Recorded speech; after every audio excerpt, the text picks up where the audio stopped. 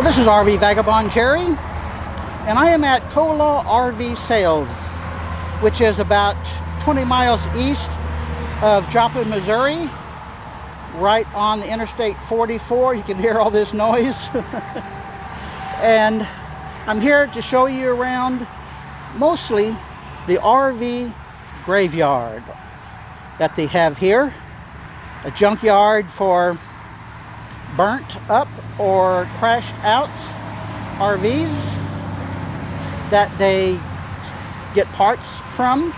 Anything that is good parts still in the RV, they take off and put in their storage warehouse in their store. So I'm going to show you what is left of these RVs that were in unfortunate accidents or fires. So let's take a look around. They sell new and used RVs, and it's famous for being one of the best places in the country to go for used RV parts. So here's what I came to see, their junkyard. Travel trailers, fifth wheels, and Class A motorhomes. Like this one. Obviously a fire started in the middle of the coach, and that generally means it was either the propane refrigerator or the gas stove that starts the fire. And this one just looks like it had a head-on collision. This must have been a fire because it happened when the slide was out. I can just guess on some of these what causes the fires, and it is either a fire or a major collision that's going to make them boy, turn out to look like this. Nothing is left on this left side but one wire. Oh, man, that is terrible. And something like this, I don't really see any fire damage. But all this rumble is just what happened afterwards. It looks obvious that this one had a front end collision. But once the units get here, they tear them down like crazy and pull out all of the parts that are still good and resellable and put them in their warehouse.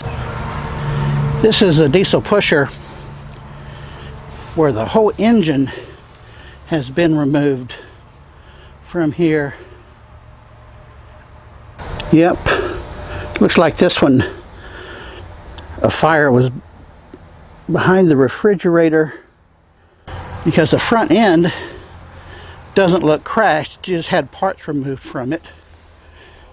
And looks like they got out every little thing they could. This is a Class A gas coach. Looks like there's a fire in the middle, and in the rear you can see here, there's a cabinet. So this was probably the bathroom in the rear of the coach. Now after they strip the good parts out of these, they leave them here in their yard just in case somebody needs a part that they didn't strip out that is still good.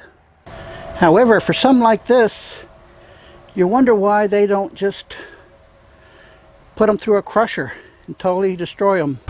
Of course, that costs money too, to haul them out of here and take them to the place where they destroy them. If they have the land available, then they are just sitting here in the graveyard permanently. I guess until they run out of land. Either that or they just simply don't take anymore. Now, the way they get these is when one has a fire or a serious crash where it's totaled out, then the company here just buys them. Sometimes they go to auction houses, and various dealers that want these will auction them off. What I mean is the dealers like this will buy them from an auction company. Man, look at this. There is just not even any walls left of this thing. Wow. Or they buy them directly from a storage yard where they are initially hauled to. So many of them. This one here, you can see they go through and they will strip out every little piece that they think is resellable.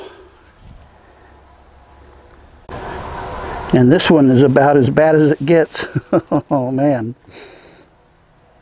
I would really like to know the story behind some of this. What exactly happened that led to this? Look at this one. It's got a TV right up front there. A lot of motorhomes are built with televisions right up front, hanging down from the ceiling as a convenient watching from the, or for the passengers where they sit. A lot of bad day stories here, folks. This is one of those old GM motorhomes that have a very distinctive look to them. Well, folks, I think this gives you a very good picture of what can happen on your worst day as an RV owner. And let me tell you, I have that on my mind from time to time as well. What's going to put the end to my motorhome one of these days? Look at this, one of the really big Airstreams. And here's a Class C. That looks like a front end collision. And this one as well. But no matter how safely you try and drive, stuff happens on the road, folks. It really does. About a couple months ago, I was tooling down a highway and I was not really alert, kind of sleepy. And all of a sudden I came upon where the vehicles in my lane were stopped because it was one of those places where they had to have one lane closed while they were working on the road. And rather than crash into the vehicle in front of me, I swerved off into the left oncoming lane, not knowing if there was any traffic there coming, which fortunately there wasn't. So I barely was able to avoid a front end collision of my motorhome. I think maybe an angel was in my co-pilot seat that day that woke me up just in time.